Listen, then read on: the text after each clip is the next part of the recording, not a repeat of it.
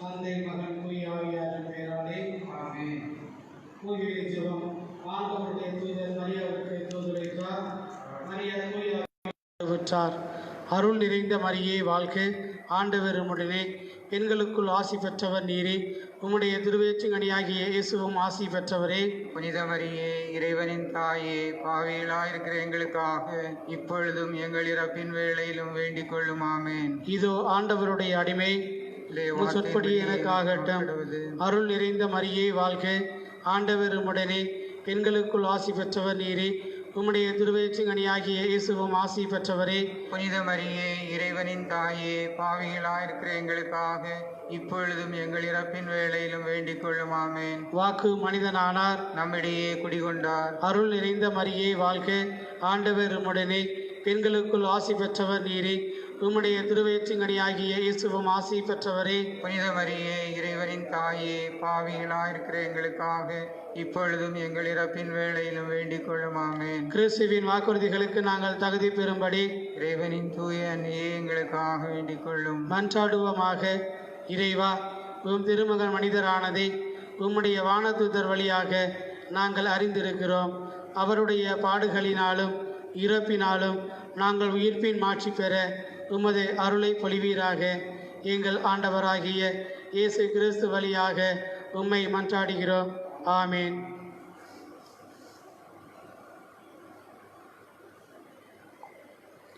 இன்றைய புனித லித்வீனா 1380 1433 38 ஆண்டுகளாக இவள் கடும் நோயினால் வருந்தினாள். தான் வேதனையை பயன்படுத்தி புனிதையானால். கடவுளது வரப்பிரசாத ஏவுதல்களுக்கு கீழ்ப்படிந்து அவற்றை ஒத்துழைத்துடன் பாடுபட்டு வந்தார். ஆண்டவர் பட்ட பாடுகளை பற்றி அடிக்கடி சிந்திப்பாள்.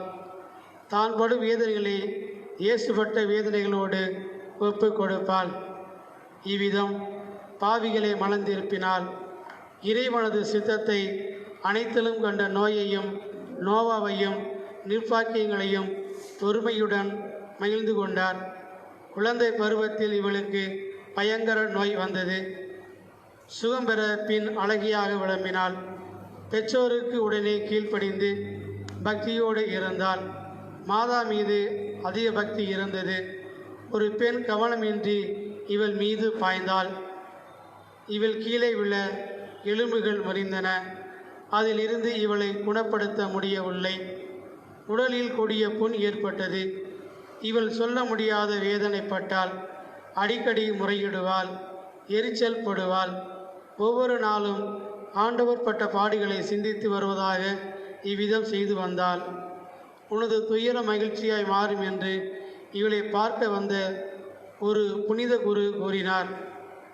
அதிலிருந்து இவள் ஆண்டவர் பட்ட பாடுகளை சிந்தித்து எள்ளப்பகுதிகளை பிரித்து அவற்றை ஒவ்வொரு நாளும் சிந்தித்து வந்தார். அதன் பின் அவள் பொறுமையாக இருந்து பாரச்சுமையை தனக்கென தகுந்தது என்று நினைத்து இயேசுவுக்கு நன்றி செலுத்துவாள். துன்பங்களிலிருந்து விடுபட அவள் விரும்பவில்லை. சிந்தனை. ஆண்டவர் பட்ட பாடுகளை பற்றி அடிக்கடி சிந்திப்போம். ஜெபம். ஆண்டவரே, அற்ப பாவத்தை விளக்கும் வரத்தை எங்கள் அனைவருக்கும் பெற்றுத்தாரும். ஆமேன்.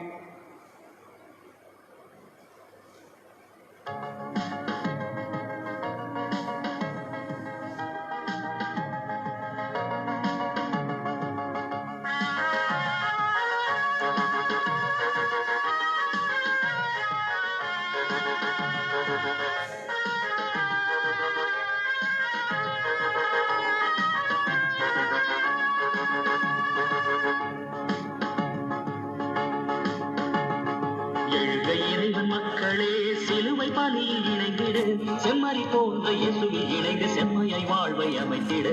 எழுக இறைவன் மக்களே, சிலுவை பலியில் இணைந்திடு, செம்மறி போன்ற இயேசுவில் இணைந்து செம்மையை வாழ்வை அமைத்திடு. பாரிடும் உள்ளங்கால் வந்து இணைகவே, கேட்பினை ஏந்திடும் பலிய மகிழ்கவே. பாரிடும் உள்ளங்கால் வந்து இணைகவே, கேட்பினை ஏந்திடும் பலிய மகிழ்கவே. எழுக இறைவன் மக்களே.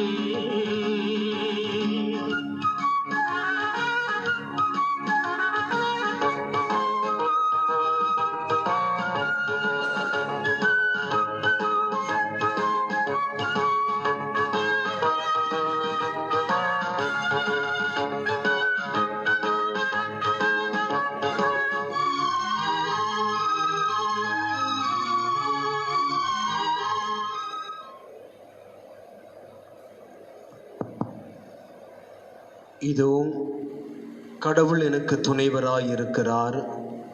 என் ஆண்டவரின் வாழ்வுக்கு ஆதரவாயிருக்கின்றார். தன்னார்வத்தோடு உமக்கு பலி செலுத்துவேன். ஆண்டவரே, உமது பெயரை போற்றுவேன், ஏனெனில் அது நல்லது. திருப்பாடல்கள் 53 இறைவசனங்கள் 6 மற்றும் 8. அன்புக்கினியவர்களே, இன்றைய தெய்வீக திருப்பலியில் ரூபன் ஆதலின் ஜீனா தம்பதியினரின் சிறப்பு கருத்தான குழந்தை வரம் வேண்டி இந்த திருப்பலியை ஒப்பு கொடுத்து ஜெபிக்கின்றார்கள்.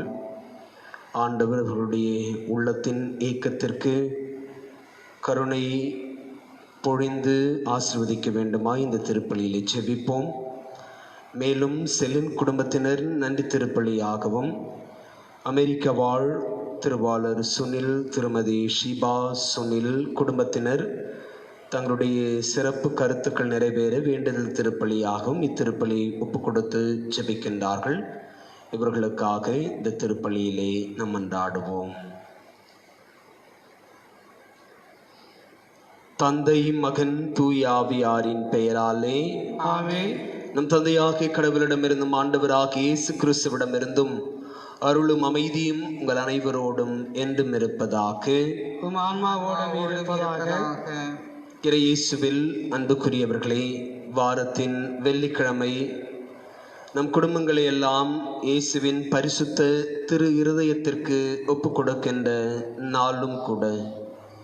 எனவே நம் குடும்பங்களை, குடும்பத்தின் அங்கத்தினர்களை இயேசுவின் புனிதமான திரு இதயத்திற்கு ஒப்பு கொடுத்து ஆண்டவருடைய பேரன்பையும் பேரிரக்கத்தையும் கொண்டாடுகின்ற அவருடைய மக்களாய் நாம் இருக்கவும், நம்மை அதீதமாய் அன்பு செய்கின்ற இயேசுனுடைய இதயத்தை காயப்படுத்தாத மக்களாய் நாம் வாழவும் அருள் வேண்டி இந்த திருப்பலியிலே ஜெபிப்போம். நம்பிக்கையினவர்களே, இன்றைய இறைவார்த்தை வழிபாடு. இன்றைய முதல் வாசகம் இறைவாக்கினர் எரேமியா புத்தகத்திலிருந்து எடுக்கப்பட்ட பகுதி நம் எல்லாரையும் மீண்டும் கடவுளிடம் திரும்பி வர அழைப்பு விடுக்கிறது.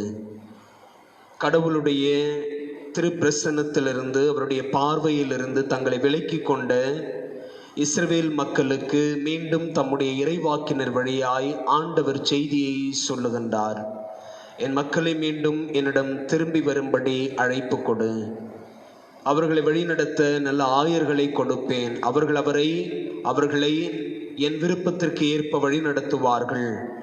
எனவே அவர்களை என்னிடம் திரும்பி வரும்படி அவர்களுக்கு அறிவுறுத்து என்று சொல்லி எரேமியாவுக்கு சொல்ல, எரேமியாவும் ஆண்டவரிடம் திரும்பி வாருங்கள் என்று மக்களுக்கு அழைப்பு கொடுத்து, நம் எல்லாரும் கடவுளுடைய திருப்பிரசன்னத்தில் அவருடைய மக்களாய் அவருடைய பெயரால் நாம் கூடுவோம், அவர் நம்மை வழிநடத்துவார் என்று சொல்லி அறிவிப்பு செய்வதை இன்றைய முதல் வாசகம் நமக்கு சொல்லுகிறது.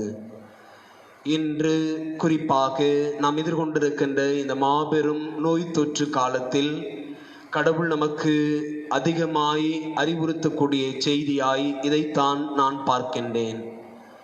இந்த காலத்திலாவது நாம் கடவுளுடைய உறைவிடத்தை, பிரசன்னத்தை, அவருடைய கருணையை, தயவை தேடுகின்ற, நாடுகின்ற மக்களாக நாம் இருக்க அழைக்கப்படுகின்றோம்.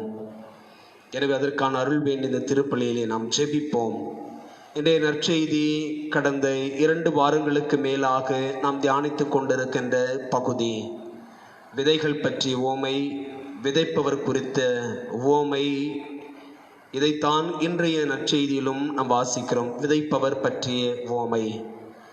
நாம் ஏற்கனவே இந்த பகுதியை நன்கு சிந்தித்திருக்கின்றோம். இந்த பகுதிக்கு விளக்கம் கொடுக்கிற இயேசு சொல்லுவார், விதை கடவுளுடைய வார்த்தை என்று சொல்லி. இந்த வார்த்தையை நாம் எப்படி கொண்டாடுகின்றோம்? இந்த வார்த்தையை நாம் எப்படி நம்முடைய வாழ்க்கைக்கு உரிய செய்தியாக எடுத்துக்கொள்ளுகின்றோம்? கடவுளுடைய வார்த்தை நமக்குள் அதிர்வுகளை, நேர்மறை பாதிப்புகளை உருவாக்கி இருக்கிறதா? அல்லது அதிர்வலைகள் நமக்குள் ஏற்படுவதற்கு நாம் நம்மை இந்த வார்த்தைகளுக்கு கையளித்திருக்கிறோமா? கடவுளுடைய வார்த்தையை பெற்றுக்கொண்ட மனிதர்கள் மாமனிதர்களாய் உயர்ந்திருக்கிறார்கள் என்பதை வரலாறு நமக்கு சொல்லுகிறது. கடவுளுடைய வார்த்தையால் ஈர்க்கப்பட்ட நம்முடைய சமகாலத்து புனிதை அன்னை தெரேசா என்று நம்முடைய மனதில் நீங்கா இடம் பெற்றிருக்கின்றார். சின்னஞ்சிறியவர்களுக்கு நீங்கள் எவற்றையெல்லாம் செய்தீர்களோ அவற்றையெல்லாம் எனக்கே செய்தீர்கள். உலகம் முழுவதையும் ஒருவன் தனதாக்கி கொண்டாலும் தன் ஆன்மாவை இழப்பான் எனில் அதனால் வரும் பயன் என்ன? இந்த வார்த்தையால் ஈர்க்கப்பட்டவர் என்று நம்முடைய மாபெரும் புனிதராயிருக்கின்றார். இருள் மறைய போகிறது, ஒளி பிறக்கப் போகிறது, ஒளியை ஆடையாய் அணிந்து கொள் என்கின்ற வார்த்தையை கேட்ட புனித அகுஸ்தினார் இந்த திருச்சபையினுடைய மாபெரும் மறைவல்லுநராயிருக்கின்றார். தினமும் நான் விவிலியத்தை வாசிப்பேன், விவிலியம் தான் இதுவரை என்னை வழி நடத்துகிறது என்று சொன்ன ஆபிரகாம் லிங்கன் இன்றளவும் உலகத் தலைவர்களில் மாபெரும் தலைவராக கருதப்படுகின்றவர். இப்படி இறைவார்த்தையை நாம் நமக்குள் அனுமதித்து நமக்குள் அதிர்வுகளை ஏற்படுத்த நாம் விட்டிருக்கிறோமா? இந்த இறைவார்த்தையால் தொடப்பட்டு நம்முடைய வாழ்க்கை மாற்றம் பெற்றிருக்கிறதா? இந்த சிந்தனைகளோடு இந்த திருப்பலிக்குள்ளே நாம் நுழைவோம். தூய மர நிகழ்வுகளை நாம் கொண்டாடிட தகுதி பெறும் பொருட்டு நம்முடைய பாவங்களை ஏற்றுக்கொள்வோம். எல்லாம் உள்ள இறைவனிடமும் சகோதர சகோதரிகளை உங்களிடமும் நான் பாவிந்து ஏற்றுக்கொள்கிறேன். ஏனெனில் என் சிந்தனையாலும் சொல்லாலும் செயலாலும் கடமையில் தவறியதாலும் பாவங்கள் பல செய்தேன். என் பாவமே என் பாவமே என் பெரும் பாவமே. ஆகையால் எப்பொழுதும் கன்னியான புனித மரியாதையும் வான தூதர் புனிதர் அனைவரையும் சகோதரர் சகோதரிகளை உங்களையும் நம் இறைவனாகிய ஆண்டவரிடம் எனக்காக வேண்டிக் கொள்ள மன்றாடுகிறேன். எல்லாம் உள்ள இறைவனம் மீது இரக்கம் வைத்து நம் பாவங்களை மன்னித்து நம்மை நிலை வாழ்வுக்கு அழைத்து செல்வாராக. ஆண்டவரே இரக்கமாயிரும். ஆண்டவரே இரக்கமாயிரும். கிறிஸ்துவே இரக்கமாயிரும். கிறிஸ்துவே இரக்கமாயிரும். ஆண்டவரே இரக்கமாயிரும். ஆண்டவரே இரக்கமாயிரும். ஜெபிப்போமாக. ஆண்டவரே, நீர் உலம் கனிந்து உம் அடியார்களாகி எங்களில் உம் அருட்கொடைகளை பெருகச் செய்தருளும். இவ்வாறு நம்பிக்கை, எதிர்நோக்கு, அன்பு ஆகியவற்றால் நாங்கள் பற்றி எறிந்து உம் கட்டளைகளை விழிப்புடனும் ஆர்வத்துடனும் கடைபிடிக்க செய்தருள்வீராக. உம்மோடு தூய ஆவியாரின் ஒன்றிப்பில் இறைவனாய் என்னென்னும் வாழ்ந்து ஆட்சி செய்யும் எங்கள் ஆண்டவர் இயேசு கிறிஸ்து வழியாக மன்றாடுகிறோம். ஆமென்.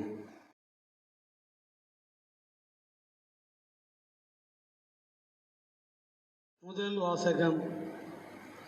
என் இதயத்திற்கு மேய்ப்பர்களை உங்களுக்கு கொடுப்பேன். இறைவாக்கினர் எரேமியா நூலிலிருந்து வாசகம். அதிகாரம் 3, இறை வார்த்தை 14 முதல் 17 முடிய. மக்களே, என்னிடம் திரும்பி வாருங்கள், ஏனெனில் நானே உங்கள் தலைவன். நகருக்கு ஒருவனையும் குடும்பத்திற்கு இருவரையுமாக தெரிந்தெடுத்து உங்களை சீயோனுக்கு கூட்டி வருவேன். என் இதயத்திற்கு ஏற்ப மேய்ப்பர்களை உங்களுக்கு கொடுப்பேன். அவர்கள் உங்களை அறிவுடனும் முன்மதியுடனும் வழி நடத்துவார்கள். நீங்கள் நாட்டில் பல்கி பெருகும் அக்காலத்தில் யாரும் ஆண்டவரின் உடன்படிக்கையை பற்றியே பேச மாட்டார்கள். அது அவர்கள் எண்ணத்திலோ நினைவிலோ இராது. அது இல்லை என்று வருந்தி இனி ஒன்றும் செய்ய மாட்டார்கள் என்கின்றார் ஆண்டவர். அக்காலத்தில் எருசலேமை ஆண்டவரின் அரியணை என அழைப்பார்கள். ஆண்டவரின் பெயரை முன்னிட்டு எல்லா மக்களினத்தாரும் எருசலேமில் வந்து கூடுவர். தங்கள் தீய இதயத்தை பிடித்துவிடாதபடி இனி நடக்க மாட்டார்கள். ஆண்டவரின் அருள்வாக்கு. இறைவனுக்கு நன்றி.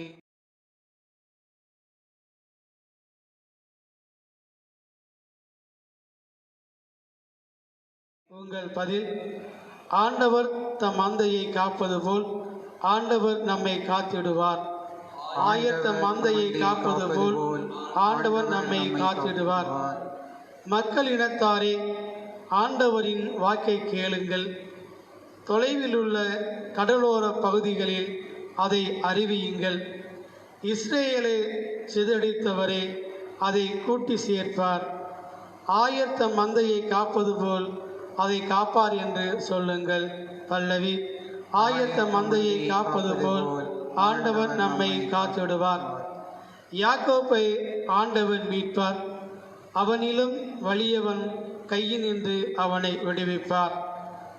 அவர்கள் வந்து சீயோனில் உச்சியில் பாடி மகிழ்வார்கள். தானியம், திராட்சரசம், எண்ணெய், ஆட்டுக்குட்டிகள், கன்றுக்காலிகள் ஆகியவற்றின் கொடைகளை முன்னிட்டு பூரிப்படைவார்கள். அவர்களது வாழ்க்கை நீள்வளம் மேகம் போல் இருக்கும். பல்லவி. ஆயத்த மந்தையை காப்பது போல் ஆண்டவர் நம்மை காத்திடுவார். அப்பொழுது கன்னி பெண்கள் நடனம் ஆடி களிப்பார்கள். அவ்வாறே இளைஞனும் முதியோரும் மகிழ்ந்திருப்பர். அவர்களுடைய அழகை நான் மகிழ்ச்சியாக மாற்றுவேன். அவர்களுக்கு ஆறுதல் அளிப்பேன். துன்பத்துக்கு பதிலாக இன்பத்தை அளிப்பேன். பல்லவி.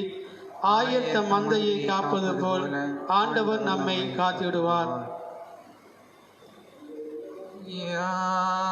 அல்லேலூயா, அல்லேலூயா, அல்லேலூயா, அல்லேலூயா, அல்லேலூயா, அல்லேலூயா, அல்லேலூயா.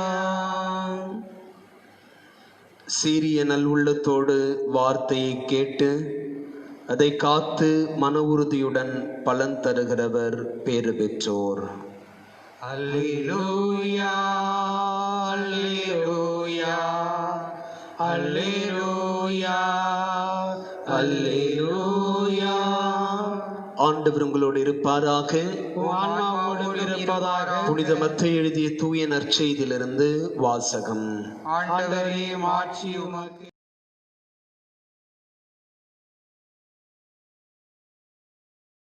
புனித மத்தேயு எழுதிய நற்செய்தி பிரிவு 13 இறைவசனங்கள் 18 23 முடிய. இயேசு தம் சீடருக்கு கூறியது: விதைப்பவர் உவமையை பற்றி கேளுங்கள். வழியோரும் விதைக்கப்பட்ட விதைகளுக்கு ஒப்பானோர் இறையாட்சியை குறித்த இறை வார்த்தையை கேட்டும் புரிந்து கொள்ள மாட்டார்கள். அவர்கள் உள்ளத்தில் விதைக்கப்பட்ட விதைகளை தீயோன் கைப்பற்றிச் செல்வான். பாறை பகுதிகளில் விதைக்கப்பட்ட விதைகளுக்கு ஒப்பானோர் இறை வார்த்தையை கேட்டவுடன் அதை மகிழ்ச்சியோடு ஏற்றுக்கொள்வார்கள். ஆனால் அவர்கள் வேரற்றவர்கள். எனவே அவர்கள் சிறிது காலமே நிலைத்திருப்பார்கள். இறை வார்த்தையின் பொருட்டு வேதனையோ இன்னலோ நேர்ந்தவுடனே தடுமாற்றம் அடைவார்கள். முட்செடிகளுக்கு இடையில் விழுந்த விதைகளுக்கு ஒப்பானோர் இறை வார்த்தையை கேட்டும் உலக கவலையும் செல்வ மாயையும் அவ்வார்த்தையை நெருக்கி விடுவதால் பயனளிக்க மாட்டார்கள். நல்ல நிலத்தில் விதைக்கப்பட்ட விதைகளுக்கு ஒப்பானோர் இறை வார்த்தையை கேட்டு புரிந்து கொள்பவர்கள். இவர்களுள் சிலர் 100 மடங்காகவும், சிலர் 60 மடங்காகவும், சிலர் 30 மடங்காகவும் பயனளிப்பர். இது ஆண்டவரின் அருள்வாக்கு. கிறிஸ்துவே, உமக்கு புகழ்.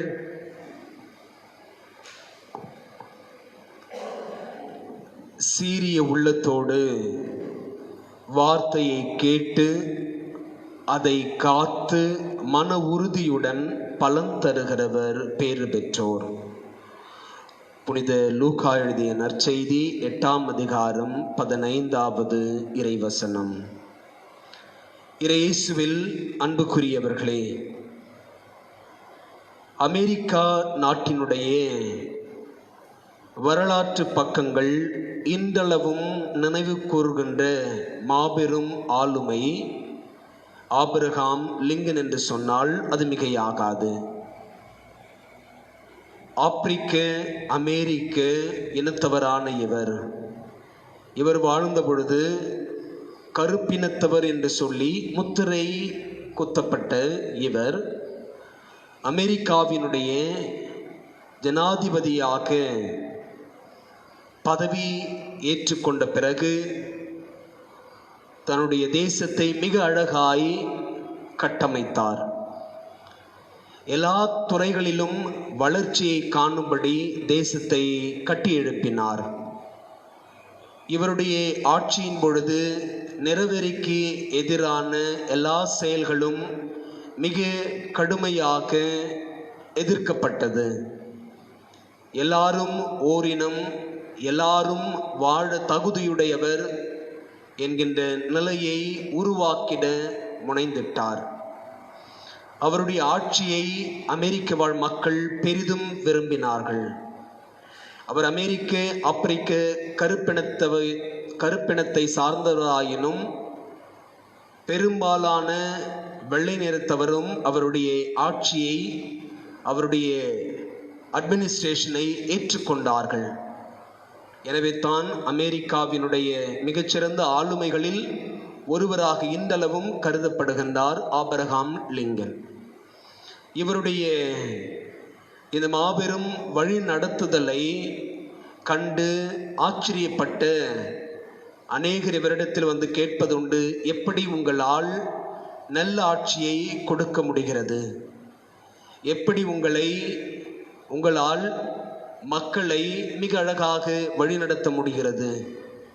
எப்படி உங்களால் அடுத்தடுத்து மக்களுக்கான திட்டங்களை வகுக்க முடிகிறது என்றெல்லாம் கேட்டபொழுது, அமெரிக்காவினுடைய ஜனாதிபதியாக இருந்த ஆபிரகாம் லிங்கன், அவர் மிகவும் எளிமையான மனிதரும் கூட, அதைவிட தாட்சி நிறைந்த மனிதர் என்பது வரலாறு தருகிற செய்தி. அவர்களிடம் இப்படியாய் சொல்லுவாராம், நான் ஒவ்வொரு நாளும் குறைந்தது 20 நிமிடங்களுக்கு மேல் விவிலியம் வாசிப்பேன். நான் இந்த தேசத்தினுடைய ஜனாதிபதியாக இருக்கலாம், மக்கள் விரும்புகின்ற அரசை கொடுக்கின்ற அரசியல்வாதியாக இருக்கலாம், ஆனால் இவை எல்லாவற்றிற்கும் தேவையான சக்தியை, பலனை நான் பெற்றுக்கொள்வது நான் வாசிக்கின்ற விவிலியத்திலிருந்து என்று குறிப்பிட்டாராம். அன்புக்குரியவர்களே, இதைத்தான் இன்றைய நற்செய்தி அழுத்தமாய் சொல்லுகிறது. இன்றைய நற்செய்திக்கு முன் வாழ்த்தொலி லூக்கா நற்செய்தி 8ஆம் அதிகாரம் 15வது இறைவசனம், சீரிய நல் உள்ளத்தோடு இறைவார்த்தையை கேட்டு அதை காத்து மன உறுதியுடன் பலன் தருகிறவர் பேறு பெற்றோர். இந்த வார்த்தைகளை அப்படியே நான் பதிவிட்டு ஆபிரகாம் லிங்கன் அவருடைய வாழ்க்கையோடு ஒப்பிட்டு பாருங்கள். நல் உள்ளத்தோடு இறை வார்த்தையை கேட்டு வாசித்து தியானித்து அதை தன்னுடைய மனதில் காத்தார். இந்த வார்த்தை என்னை எப்படி வழி நடத்துகிறது? இந்த வார்த்தை எனக்கான என்ன வாழ்வியல் செய்தியை தருகிறது? இந்த வாழ்வியல் செய்தியை என்னுடைய ஆட்சிக்குள் நான் எப்படி புகுத்த முடியும்? அதை கொண்டு எப்படி என் மக்களுக்கான வளர்ச்சியை தர முடியும் என்று சொல்லி அவர் வாசித்த பகுதிகளை அவர் தனக்குள் வைத்து சிந்தித்து காத்து அதன்படியில் நல்லாட்சியை கொடுத்ததனால் இன்று வரலாறு பேசும் மனிதராய் இருக்கின்றார். இப்படி நிறைய புனிதர்களுடைய வாழ்வும் அமைந்திருக்கிறது. இன்று உலகின் தொடக்கத்திலிருந்தே, திருச்சபை கட்டி எழுப்பப்பட்ட காலகட்டத்திலிருந்தே திருச்சபைக்கு பெரும் உறுதுணையாயிருக்கின்ற இயேசு சபையினுடைய தோற்றுவிப்பாளர் புனித லொயாலோ இன்னாசியார் கடவுளுடைய வார்த்தையால் தூண்டப்பட்டார், ஈர்க்கப்பட்டார். எனவே எல்லாவற்றையும் விட்டுவிட்டு கடவுளுக்குரிய பணியை செய்ய தன்னை முழுவதுமாய் அர்ப்பணித்து கொண்டார். இன்று உலகின் பல்வேறு பகுதிகளில், யாரும் செல்ல விரும்பாத பகுதிகளுக்கெல்லாம் மறைபோதக பணிகளை ஆற்றி வருகின்ற ஒரு மாபெரும் சபையான இயேசு சபை உருவாக்கிட்ட முதன்மை மனிதர் புனித லோயாலா இன்னாசியார். அவரை கடவுளுடைய வார்த்தைகள் ஈர்த்தது. எனவே அவர் எல்லாவற்றையும் தூக்கி போட்டுவிட்டு கடவுளுக்குரிய மனிதராய் தன்னை உருவாக்கி கொண்டார். நம்முடைய சமகாலத்து புனித அன்னை தெரேசா சின்னஞ்சிறியவர்களுக்கு நீங்கள் எவற்றையெல்லாம் செய்தீர்களோ அவற்றையெல்லாம் எனக்கே செய்தீர்கள் என்கின்ற மத்தேயு நற்செய்தியினுடைய கடைசி பகுதியில் நாம் வாசிக்கின்ற இந்த வார்த்தைகள் அவரை உலுக்கியது, அவரை மாற்றியது. தன்னுடைய ஆடம்பர வாழ்க்கையை, ஏற்கனவே தான் சார்ந்திருந்த சபையினுடைய ஆடம்பர வாழ்க்கையை தூக்கி எறிந்துவிட்டு சாதாரண மனிதர்களுக்கு பணிபுரிகின்ற ஒரு கடவுளுடைய ஊழியக்காரியாய் தன்னை மாற்றிக்கொண்டார். கடவுள் என்றவரை மேன்மையான ஒரு இடத்தில் வைத்து கொண்டாடுகின்றார். அன்புக்குரியவர்களே, இப்படி அநேகரை என்னால் மேற்கோள் காட்ட முடியும். இவர்கள் கடவுளுடைய வார்த்தையை நல்வுள்ளத்தோடு ஏற்றுக்கொண்டவர்கள். இன்றைய நற்செய்தியினுடைய முதல் பகுதியில் வாசிக்க கேட்டோம். விதைப்பவர் ஒருவர் விதைக்க செல்லுகின்றார். அவர் விதைத்த விதைகள் வழியோரம் விழுகிறது, பாறையின் மீது விழுகிறது, முட்செடிகள் நிரம்பிய பகுதிகளில் விழுகிறது. இங்கெல்லாம் விழுந்த எந்த விதையும் வளரவில்லை, முளைக்கவில்லை, பலன் தரவில்லை. பாதையோரம் விழுந்தவை பறவைகளால் எடுத்து செல்லப்படுகிறது. பாறையின் மீது விழுந்தவை மண் இல்லாமல் பொசுங்கி போய்விடுகிறது. முட்செடிகளுக்கு நடுவில் விழுந்தவை முட்செடிகளால் நெருக்கப்பட்டு அவை வளராமல் பலன் தர முடியாமல் போய்விடுகிறது. கடவுளுடைய வார்த்தை நமக்குள் விழுகின்ற பொழுது, அல்லது கடவுளுடைய வார்த்தை நம்மில் தூவப்படுகின்ற பொழுது, எப்படிப்பட்ட நிலமாக இருந்து நாம் அதை பெற்றுக்கொள்ள விரும்புகிறோம். விதைக்கப்படுகின்ற எல்லா விதைகளும் வீரியம் கொண்டவையாக இல்லை, அல்லது வீரியம் கொண்ட விதைகளைத்தான் விவசாயிகள் விதைக்கின்றார்கள். அப்படி என்றால் கடவுளுடைய வார்த்தை வீரியமிக்கது, இது பலன் தரக்கூடியது. இந்த வார்த்தையை பெற்றுக்கொள்வதற்கு நாம் எத்தகைய நிலமாய் இருக்கிறோம் என்பதையும் இன்று நாம் சிந்திக்க அழைக்கப்படுகின்றோம். நான் பாதையோர நிலமா, அல்லது கடின பாறை போன்ற உள்ளம் கொண்ட நிலமா, அல்லது உலகத்தினுடைய எல்லா மாய கவர்ச்சிகளுக்கும் என்னை கையளித்து விட்டு என்னை அவைகளால் நெருக்கி கொண்டு எனக்குள் தூவப்பட்ட விதையை வளரவிடாமல் செய்கின்ற முட்செடிகளை, முட்புதர்களை கொண்டிருக்கின்ற நிலமா? நான் எப்படிப்பட்ட நிலமாக இருக்கிறேன்? இறுதியாய் ஒருவேளை எனக்குள் விதைக்கப்பட்ட, தூவப்பட்ட, போடப்பட்ட, போட்டு மறைக்கப்பட்ட, நல்ல விளைச்சலை தருகின்ற, பண்படுத்தப்பட்ட, எல்லாவற்றையும் கொண்டிருக்கின்ற சக்தி வாய்ந்த நிலமாக நான் இருக்கின்றேனா? அன்புக்குரியவர்களே, கடவுள் என்று நமக்கு முன்வைக்கின்ற இந்த சிந்தனையை நாம் உள்வாங்கிக் கொள்ளுவோம். ஒருவேளை நாம் நன்கு பதப்படுத்தப்பட்ட, தயாரிக்கப்பட்ட, 100 மடங்கும் 60 மடங்கும் 30 மடங்கும் பலன் தருகின்ற நிலமாக நாம் இருக்கிறோம் என்று சொன்னால் நாம் ஆண்டவரிடம் திரும்பி வந்திருக்கிறோம் என்றுதான் பொருள் கொள்ளுகின்றேன். காரணம், பவுலடியார் ஒரு இடத்தில் சொல்லுவார், நான் விதைக்க மட்டும்தான் செய்கின்றேன், ஆனால் அதை வளரச் செய்கின்றவர், அதற்கு தேவையான ஊட்டச்சத்தை கொடுக்கின்றவர், அதற்கு தேவைப்படும் காலங்களில் மழையை தருகின்றவர், ஒளியை தருகின்றவர், பச்சையத்தை உருவாக்குகின்றவர், பலனை தருபவர் கடவுள். விதைப்பவர் நானாக இருக்கலாம், நீர் ஊற்றுபவர் அப்போல்லோவாக இருக்கலாம், ஆனால் பலன் தருபவர் கடவுள் ஒருவரே என்று சொல்லுகின்றார். அன்புக்குரியவர்களே, கடவுளுடைய வார்த்தை என்று விதையாய் நமக்குள் விதைக்கப்பட்டிருக்கிறது. இந்த விதையை பெற்றுக்கொண்ட நாம் கடவுளிடம் திரும்பி வர வேண்டும். காரணம், கடவுள்தான் அதற்கான பலனை நம்மிலிருந்து உருவாக்கக்கூடிய வல்லமையை பெற்றிருக்கின்றவன். கடந்த மே மாதம் நம்முடைய பல்வேறு மாநிலங்களில் புலம்பெயர்ந்து வேலை செய்த பல லட்சம் குடும்பத்தார் தங்களுடைய சொந்த பகுதிகளை, கிராமங்களை, மாவட்டங்களை, ஊர்களை, நகரங்களை நோக்கி படையெடுத்த சம்பவங்களை நாம் கண்டோம்.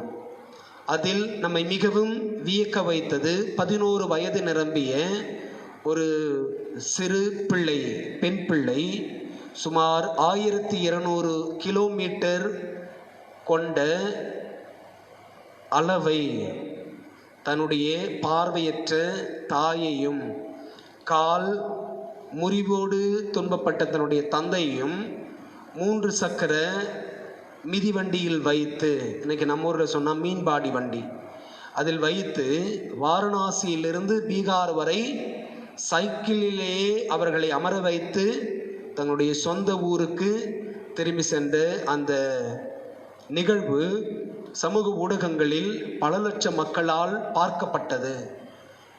மத்தியில் ஆளுகின்ற அரசு சொன்ன சுயசார்பு இந்தியா இதுதானா, தன்னிறைவு இந்தியா இதுதானா என்கின்ற கருத்தியல்களை எல்லாம் இந்த நிகழ்வோடு பல லட்சம் மக்கள் ஒப்பிட்டு பேசினது. அன்புக்குரியவர்களே, இது ஒருபுறம் இருக்க அந்த குடும்பத்தினுடைய ஆவல் இதுவாக இருந்தது. நாம் இறந்தாலும் பரவாயில்லை, நாம் நம்முடைய மண்ணிற்கு திரும்பி செல்வோம். நாம் பட்டினியாய் கிடந்தாலும் பரவாயில்லை, நாம் மீண்டும் நம்முடைய ஊருக்கு போவோம். அதற்கு விலையாக எதை கொடுக்க நேர்ந்தாலும் பரவாயில்லை, அது வெயிலாக இருக்கட்டும், தாகமாக இருக்கட்டும், பசியாக இருக்கட்டும், பரவாயில்லை, நாம் நம்முடைய பயணத்தை மேற்கொள்வோம் என்று சொல்லி அந்த குடும்பம் தீர்மானித்த பொழுதில் 11 வயது நிரம்பிய இந்த பெண் பிள்ளை 1200 கிலோமீட்டர் தொலைவை தன்னுடைய பெற்றோர்களை இந்த வாகனத்தில் வைத்து மிதித்து, சைக்கிளை மிதித்து கொண்டு போய் சேர்ந்தது. திரும்பி சென்ற அந்த நிகழ்வு இயேசு அல்லது கடவுள் என்று நமக்கும் அதைத்தான் சொல்லுகின்றார். நீங்களும் என்னிடம் திரும்பி வாருங்கள். இன்றைய முதல் வாசகத்தினுடைய முதன்மை அழைப்பே அதுவாகத்தான் இருக்கிறது. எரேமியா இறைவாக்கினர் வழியாய் கடவுள் சொல்லுகின்றார், மக்களே என்னிடம் திரும்பி வாருங்கள். இயேசு சொல்லுகின்றார், சுமை சுமந்து சோர்ந்திருப்பவர்கள் எல்லாரும் என்னிடம் வாருங்கள். If you would have left me, if you would have walked far away from me, if you had decided to leave me, I'm still waiting for you. I'm still standing in the place where you left me. நீ எங்கு என்னை விட்டு சென்றாயோ அந்த இடத்திலேயே உனக்காக நான் காத்து கொண்டிருக்கிறேன். என்னிடம் திரும்பி வா. எனக்கு விரும்பாத, சமூகத்திற்கு விரும்பாத, தேசத்தின் வளர்ச்சிக்கு விரும்பாத அந்த இடத்திலிருந்து நீ திரும்பி வா. எல்லாருமாய் சேர்ந்து வாழ்க்கையை கட்டி அமைப்போம், வளர்ச்சியை நாம் கட்டி எழுப்புவோம் என்பது போல் கடவுளுடைய அழைப்பு என்று நமக்கு தரப்படுகிறது. நாம் நல்ல 100 மடங்கு, 60 மடங்கு, 30 மடங்கு பலன் தரக்கூடிய பண்படுத்தப்பட்ட, பதப்படுத்தப்பட்ட, எல்லா வகையான சக்திகளாலும் நிரப்பப்பட்ட நிலமாக நாம் மாறிட வேண்டும், பலனளிக்க வேண்டும் என்று சொன்னால் கடவுள் தருகின்ற இந்த அழைப்பையும் நாம் ஏற்றுக்கொள்வோம். அவருடைய வார்த்தைகளை மட்டும் வெறுமனே வாங்கி கொண்டு வாழுகின்ற அல்லது வாழ்வாக்க முயற்சி செய்கின்ற மக்களாய் இல்லாமல் கடவுளோடு இணைந்து சேர்ந்து அவருடைய திருப்பிரசன்னத்தில் வளருகின்ற, பலன் தருகின்ற மக்களாக நாம் மாறிட, வாழ்ந்திட அருள் வேண்டி தொடர்ந்து நாம் ஜெபிப்போம்.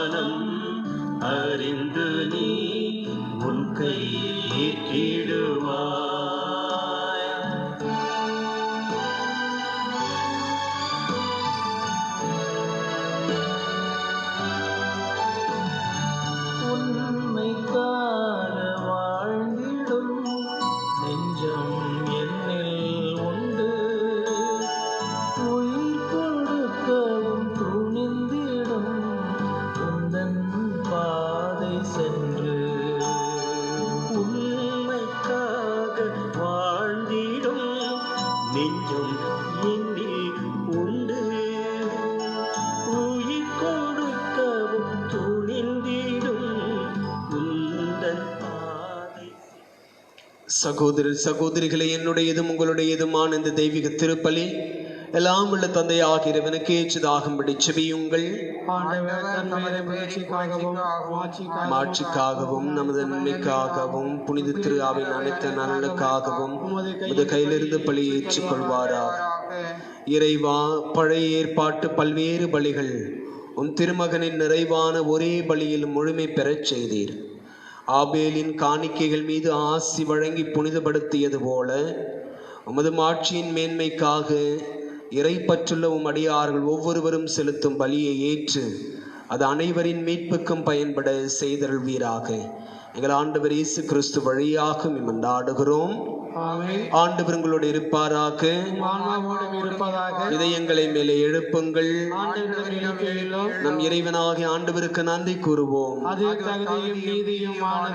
ஆண்டவரை தூயவரான தந்தையே, என்றும் வாழும் எல்லாம் உள்ள இறைவா, என்னாலும் எவ்விடத்திலும் நாங்கள் உமக்கு நன்றி செலுத்துவது மெய்யாகவே தகுதியும் நீதியுமாகும், எங்கள் கடமையும் மீட்புக்குரிய செயலுமாகும். ஏனெனில் எங்கள் புகழுரை உமக்கு தேவை என்று, ஆயினும் நாங்கள் உமக்கு நன்றி செலுத்துவது உமது அருள் கொடை ஆலையே. நாங்கள் உம்மை புகழ்ந்துரைப்பது உமது மாட்சி மிகுதிப்படுத்தாது எனினும் எங்கள் ஆண்டவராகிய கிறிஸ்து வழியாக நாங்கள் மீட்படைய பயன்படுகிறது. ஆகவே வான தூதர் திரளோடு ஒன்று சேர்ந்து நாங்களும் உம்மை புகழ்ந்தேத்தி மகிழ்ச்சியுடன் அறிக்கையிட்டு சொல்லுவதாவது: தூயவர் தூயவர் தூயவர், வான்படைகளின் கடவுளாகிய ஆண்டவர், விண்ணகமும் மன்னகமும் உமது மாட்சியால் நிறைந்துள்ளன. உன்னதங்களிலே ஓசானா. ஆண்டவர் பெயரால் வருகிறவர் ஆசி பெற்றவர். உன்னதங்களிலே ஓசானா. ஆண்டவரே, நிர்மையாகவே தூயவர், தூய்மை அனைத்துக்கும் ஊற்று. ஆகவே உம்முடைய ஆவி பொழுந்திய காணிக்கைகளை தூய்மைப்படுத்த உம்மை வேண்டுகிறோம்.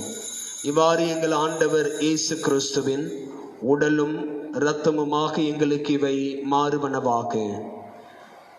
இயேசு பாடுபட உளம் கனிந்து தம்மை கையளித்த போது அப்பத்தை எடுத்து உமக்கு நன்றி செலுத்தி அதை பிட்டு தம் சீடர்களுக்கு அளித்து நம் தெய்வம் இயேசு கூறியதாவது: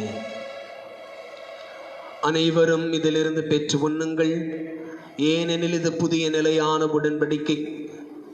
அனைவரும் இதிலிருந்து பெற்று உண்ணுங்கள், ஏனெனில் இது உங்களுக்காக கையளிக்கப்படும் என் உடல்.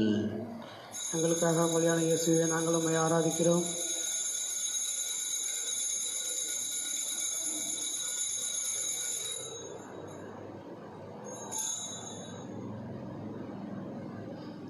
அவ்வனமே இரவு விருந்தை அருந்திய பின் கிண்ணத்தையும் எடுத்து மீண்டும் உமக்கு நன்றி கூறி தம் சீடர்களுக்கு அளித்து நம் தெய்வம் இயேசு கூறியதாவது: அனைவரும் இதிலிருந்து பெற்று பருகுங்கள், ஏனெனில் இது புதிய நிலையான உடன்படிக்கைக்கு உரிய என் இரத்தத்தின் கிண்ணம்.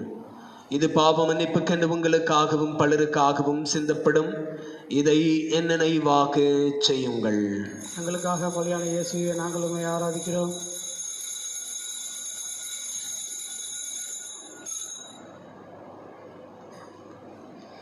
நம்பிக்கையின் மறைபொருள். ஆண்டவரே, நீர் வருமளவும் உமது இறப்பினை அறிக்கையிடுகின்றோம், உமது உயிர்ப்பினை எடுத்துரைக்கின்றோம். ஆகவே இறைவா, நாங்கள் கிறிஸ்துவின் இறப்பினையும் உயிர்ப்பினையும் நினைவு கூர்ந்து வாழ்வு தரும் அப்பத்தையும் மீட்பளிக்கும் கிண்ணத்தையும் உமக்கு ஒப்புக் கொடுக்கிறோம். உம் திருமுனின்று ஊழியம் புரிய தகுந்தவர்களை எங்களை ஏற்றுக்கொண்டீர். எனவே உமக்கு நன்றி செலுத்துகிறோம். மேலும் கிறிஸ்துவின் உடலிலும் இரத்தத்திலும் பங்கு கொள்ளும் எங்களை தூய ஆவியார் ஒன்று சேர்க்க வேண்டும் என உம்மை தாழ்மையுடன் மன்றாடுகிறோம். ஆண்டவரை, உலகெங்கும் பரவி இருக்கும் அது திரு அவையை நினைவு கூர்ந்தருளும். எங்கள் திருத்தந்தை பிரான்சிஸ், எங்கள் ஆயர் தந்தை நீதிநாதன், எல்லா திருநிலையினராகிய அனைவரோடும் உமது திரு அவை அன்பில் நிறைவு பெறச் செய்தருளும். உயிர்த்தெழும் எதிர்நோக்குடன் துயில் கொள்ளும் எங்கள் சகோதரர் சகோதரிகளையும் இறந்தோர் அனைவரையும் இரக்கத்துடன் நினைவு கூர்ந்தும் அது திருமுக ஒளியின் உள் ஏற்றருளும். எங்கள் எல்லார் மீதும் இரக்கமாயிரும். கடவுளின் கன்னித்தாயான புனித மரியா, அவருடைய கணவரான புனித யோசேப்பு, புனித திருத்தூதர்கள், இவ்வுலகிலும் உகந்தவராயிருந்தோர் ஆகிய புனிதர் அனைவருடனும் நாங்கள் நிலை வாழ்வில் பங்கு கொள்ளும் தகுதி பெற்றும் திருமகன் இயேசு கிறிஸ்து வழியாக உம்மை புகழ்ந்தேத்தும் வரமருள மன்றாடுகிறோம்.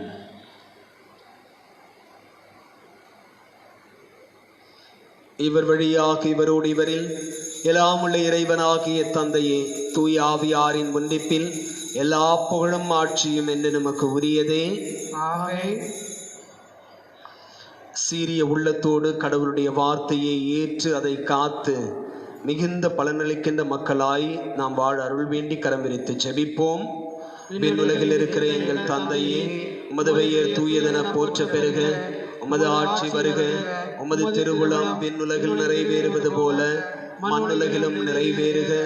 எங்கள் அன்றாட உணவை இன்று எங்களுக்கு தாரும். எங்களுக்கு எதிராக குற்றம் செய்வோரை நாங்கள் மன்னிப்பது போல எங்கள் குற்றங்களை மன்னியும். எங்களை சோதனைக்கு உட்படுத்தாதையும் தீயவரிடமிருந்து எங்களை விடுவித்தரலும். ஆண்டவரை தீமை அனைத்திலுமிருந்தும் எங்களை விடுவித்து எங்கள் வாழ்நாளில் அமைதியை கனிவுடன் அருளும் என்று ஆடுகிறோம். முது இரக்கத்தின் உதவியால் நாங்கள் பாவத்திலிருந்து எப்போதும் விடுதலை பெற்று யாதொரு கலக்கமும் இன்றி நலமாயிருப்போமாக. நாங்கள் எதிர்நோக்கி இருக்கும் பேரின்பத்திற்காகவும் மீட்பராகிய இயேசு கிறிஸ்துவின் வருகைக்காகவும் காத்திருக்கின்றோம். ஆட்சியும் வல்லமையும் மாட்சியும் என்றென்றும் உமதே. ஆண்டவர் இயேசு கிறிஸ்துவை அமைதி உங்களுக்கு விட்டு செல்லுகிறேன், என் அமைதி உங்களுக்கு அளிக்கிறேன் என்றும் திருத்தூதர்களுக்கு மொழிந்தேன். எங்கள் பாவங்களை பாராமல் உமது திரு அவை நம்பிக்கையை கண்ணோக்கி உமது திருவுளத்திற்கு ஏற்பதற்கு அமைதி முற்றுமையும் அளித்தருள்வீராக. என்னும் வாழ்ந்து ஆட்சி செய்கின்றவர் நீரே. ஆமென். ஆண்டவருடைய அமைதி உங்களோடு என்னும் இருப்பதாக, உம் ஆன்மாவோடு இருப்பதாக. ஒருவருக்கொருவர் ஆண்டவர் தருகின்ற அமைதியை பகிர்ந்து கொள்வோம்.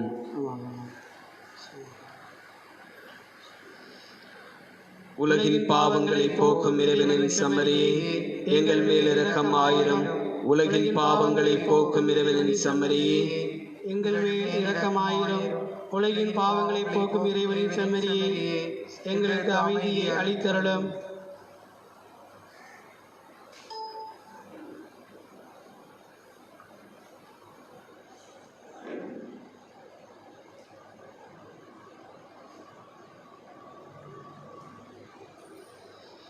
இதோ இறைவனின் செம்மறி, உலகின் பாவங்களை போக்குகிறவர். இயேசுவின் திருவிருந்து கழைப்பு பெற்றிருக்கிற நாம் எல்லாருமே பேறு பெற்றோர். ஆண்டவரே, நீர் என் இல்லத்தில் எழுந்தருள நான் தகுதியற்றவன். ஆனால் ஒரு வார்த்தை மட்டும் சொல்லியருளும், எனது ஆன்மா நலமடையும்.